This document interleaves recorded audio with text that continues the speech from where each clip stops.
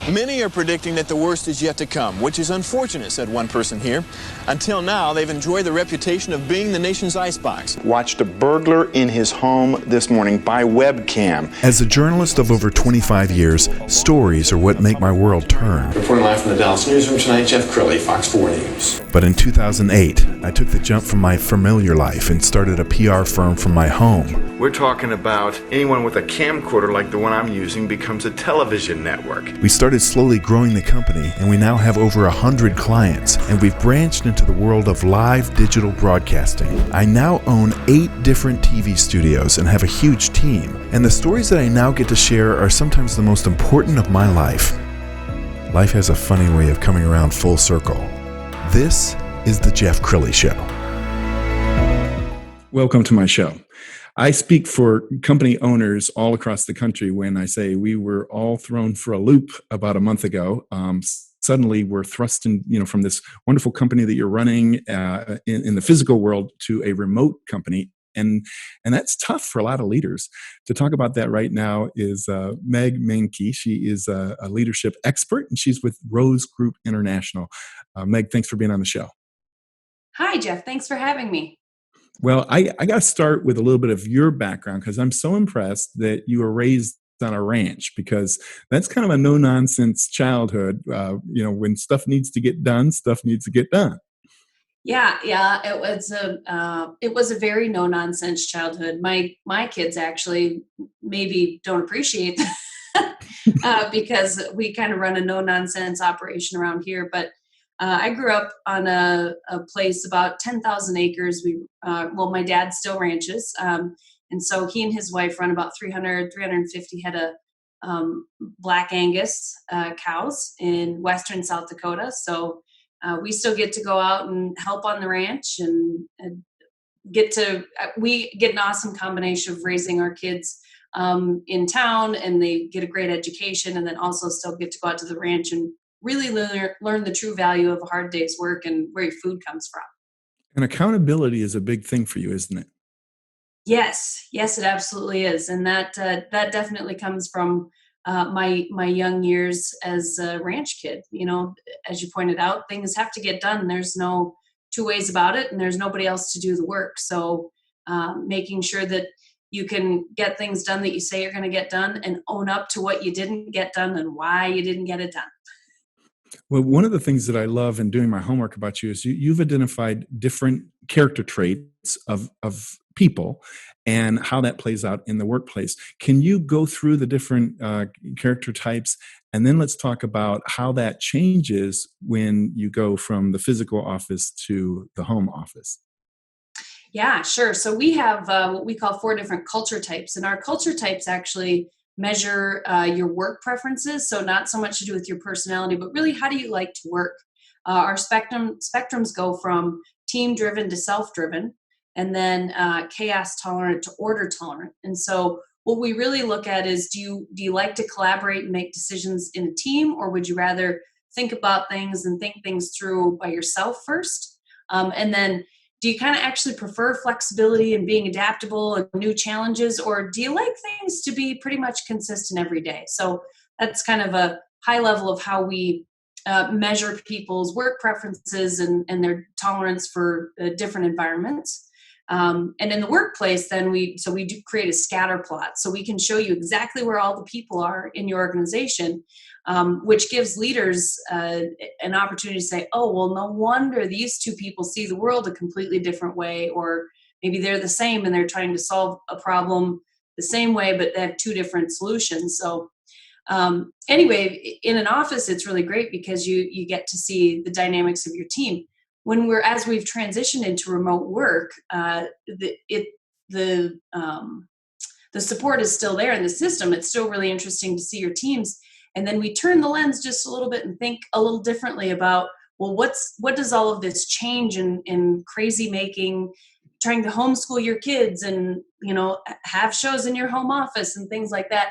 What does that do for people's stress levels and anxiety? And then how do you map that into how they manage change using their culture type and work preferences? So it still works great. We just turn the lens a little bit and say, well, how are people feeling now?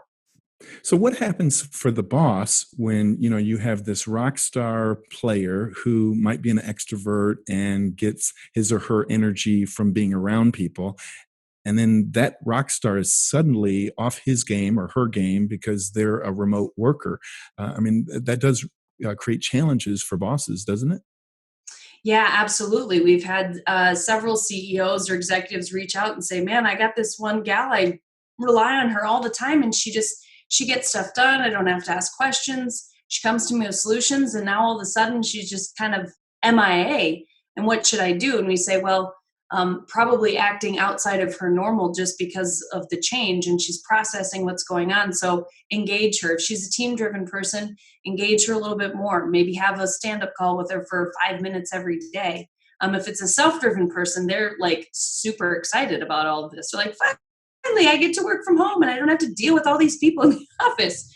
So you might have to reach out to them too, but it might be in different ways. Maybe it's a text message, maybe it's a quick email, checking in with them on the daily. Really, I think the challenge for leaders is setting expectations about how you want communication to happen and about what work needs to be done.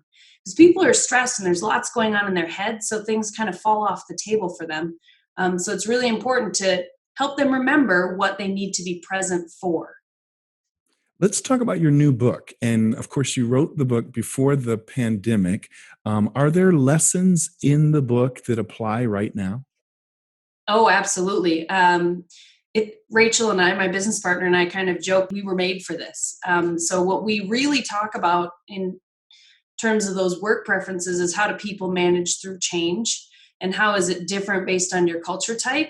And so the book is really written for an environment of change. This is obviously an extreme example, but there's actually an example in the book where four friends go out to the boundary waters and they're camping and canoeing, and somebody sprains their ankle, and so it's basically, it is a crisis, and trying to figure out how to keep everybody happy, and moving in the same direction, and taking safety into account and productivity in terms of how far they can get every day, rationing out their food. So it's kind of a lot like what we've got going on right now for business leaders in regards to the pandemic.